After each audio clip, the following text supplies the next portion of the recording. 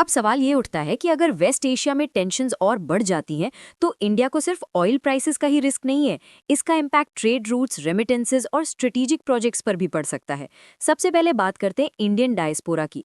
Gulf countries में लगभग 9 million से ज्यादा इंडियंस काम करते हैं और वहां से इंडिया को हर साल बिलियंस ऑफ डॉलर्स की रेमिटेंसेस मिलती हैं।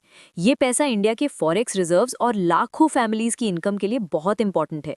लेकिन अगर रीजनल इंस्टेबिलिटी बढ़ती है, इकोनॉमिक स्लोडाउन आता है या सिक्योरिटी कंसर्न्स बढ़ते हैं तो रेमिटेंसेस पर भी प्रेशर आ सकता है। इसी के साथ ट्रेड रूट्स भी एक बड़ा फैक्टर है। स्ट्रेट ऑफ हॉर्मोज सिर्फ ऑयल का रूट नहीं है, बल्कि फर्टिलाइजर्स, पेट्रोकेमिकल्स और इंडस्ट्रियल मिनरल्स जैसे प्रोडक्ट्स के लिए भी एक क्रिटिकल मैरिटाइम कॉरिडोर है। अगर यहाँ डिस्रप्शन होता है तो इंडिया के एग्रीकल्चर और मैन्युफैक्चरिंग सेक्टर पर भी सप्लाई चेन का इम्पैक्ट पड़ सकता है। और फिर आता है चाबहार पोर्ट, जो ईरान में डेवलप हो रहा है और इंडिया के लिए अफगानिस्तान और सेंट्रल एशिया तक पहुंचने का एक स्ट्रेटेजिक गेटवे माना जाता है। ये प्रोजेक्ट इंडिया को पाकिस्तान को बाईपास करके ट्रेड एक्सेस देता है। लेकिन अगर रीजन में इंस्टेबिलिटी बढ़ती है तो इस प्रोजेक्ट और रीजनल कनेक्टिविटी प्लान्स पर भी अनसर्टेनिटी बढ़ सकती है।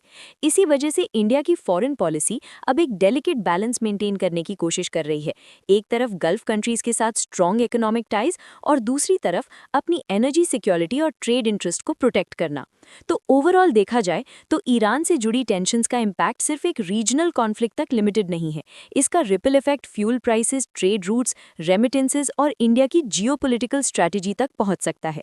अगर आपको इंडिया से जुड़ी जियोपॉलिटिकल और ग्लोबल स्ट्रेटेजिक न्यूज़ इसी तरह क्लियर और सिंपल फॉर्मेट में समझना है तो चैनल को सब्सक्राइब जरूर करें ताकि आप कोई भी इंपॉर्टेंट अपडेट मिस ना करें।